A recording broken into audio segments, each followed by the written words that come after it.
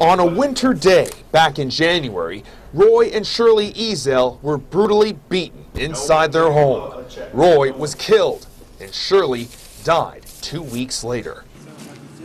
On June 11th, more than 4 months later, police arrested 19-year-old Jakari Chambers for the crime.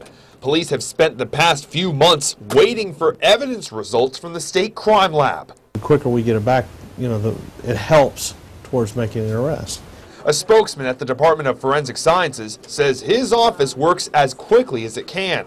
This is not outside the norm by any means. In fact, this is fairly quick.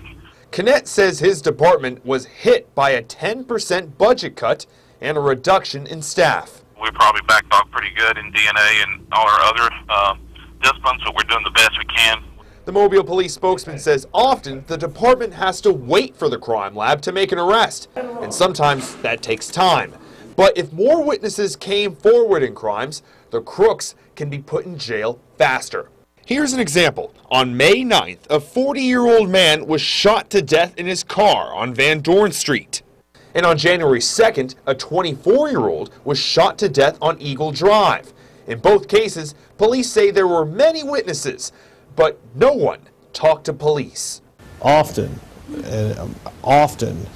somebody knows what happened out there. Levy says if more people spoke up, then the department would not have to be so dependent on the crime lab. And the spokesman at the crime lab says each case stands on its own, but they work with local law enforcement agencies to determine which cases deserve priority.